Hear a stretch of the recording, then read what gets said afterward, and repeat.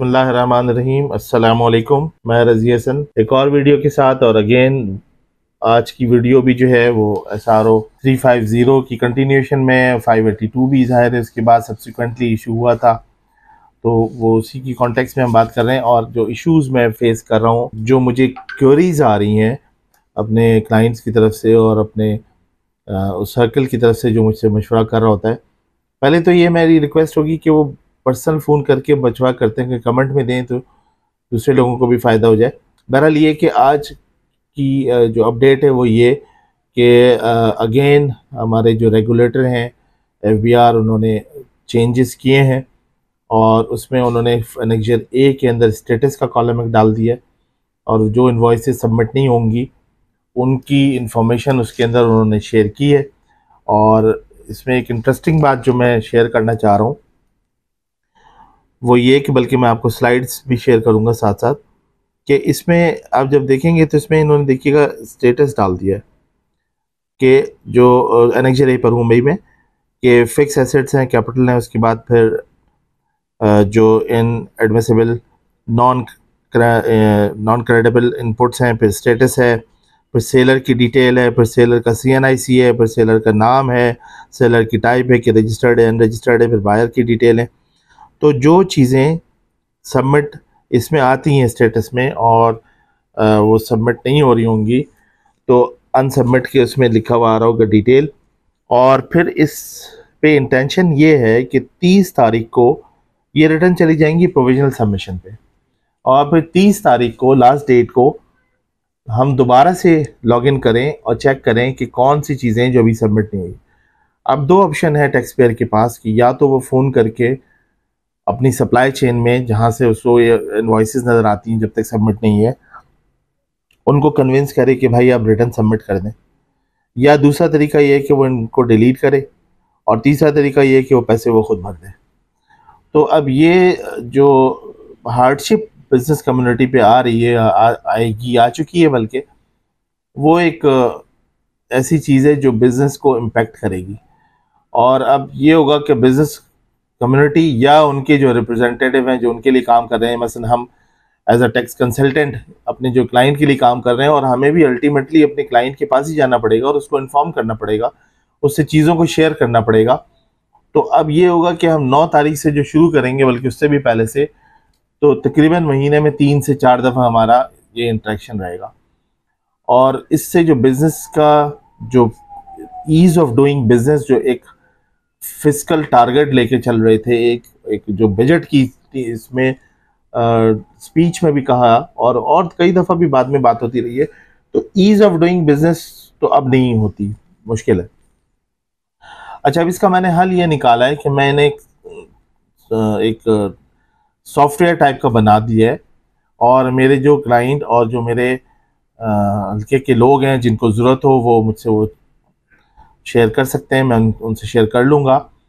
उसके अंदर अब आप बैलेंस शीट जो बना रहे होंगे वो बैलेंस शीट आइसोलेशन में तो बनती नहीं है। बैलेंस शीट जो है is actually about the current asset, non current asset और इंटेंजिबल एसेट्स, इसी तरह current liabilities, non current liabilities और इक्विटी वगैरह। और मैं पहले अपनी वीडियो में शेयर कर चुका हूँ कि बैलेंस शीट के आइटम्स क्या हो सकते हैं, और इसी तरह प्रॉफिट एंड लॉस के आइटम्स क्या हो सकते हैं। तो अब ये होगा कि जब आप सेल करते हैं तो आप उसको किस तरह रिकॉर्ड करेंगे, कैसे आप अपनी प्रॉफिट एंड लॉस पहले बनाएंगे ताकि वो फिर स्पेल आउट हो बैलेंस शीट के अंदर। और चूंकि आप पूरे टूल्स को, जिसमें जर्नल लेजर से लेकर ट्रायल बैलेंस तक, कैश फ्लो तक, कैश फ्लो भी आपको मेंटेन करना पड़ेगा क्योंकि वो रिफ्लेक्ट हो रहा है ना। और इंटरेस्टिंगली इन्होंने जो एनेक्जर सी है उसको भी चेंज कर दिया है, और उसके अंदर जो पहले चीज़ें आ रही थी वो नहीं है, अब सिर्फ डायरेक्ट समरी है, और इसी तरह उसको आप प्रिंट कर सकते हैं, और उसको अनवेरीफाई करने का ऑप्शन या उस तरह करने का वो अवेलेबल नहीं है। प्लस ये कि जो बैलेंस शीट ये मांग रहे हैं, जो प्रोफाइल में अब इन्होंने मूव कर दी है, जो पहले रजिस्ट्रेशन में थी, उसमें जाके आपको जो लाइबिलिटी की साइड पे आपके पास जो ऑप्शन है वो 4 है, जिसमें एक कैपिटल है, एक लॉन्ग टर्म बोरोइंग है, एक है क्रेडिट और पेबल्स हैं, और अदर लाइबिलिटीज़ हैं। इसी तरह जो एसेट साइड है उसके अंदर भी 4 ऑप्शन है। टोटल एसेट तो ज़ाहिर है आ ही जाएगा, उसके बाद फिक्स एसेट है, इन्वेंट्री है, बैंक बैलेंस है और अदर एसेट्स है। तो ये एक फॉर्मेलिटी लग रही है, और जो असल ऑब्जेक्टिव था जो बताया गया था SRO 350 के अगेंस्ट, और ये भी मैं बता दूं कि SRO 350 की और मज़ीद रिक्वायरमेंट्स भी, अभी बैलेंस शीट सामने आई है डॉक्यूमेंटेशन की उसके अंदर, लेकिन अभी चल के बायोमेट्रिक भी आपको कराना है। और इसके बाद सब्सिक्वेंटली जो फेस करना होगा वो ये कि जो हमने कैपिटल डिक्लेयर किया है उसके अगेंस्ट में सेल कंपेयर होगी,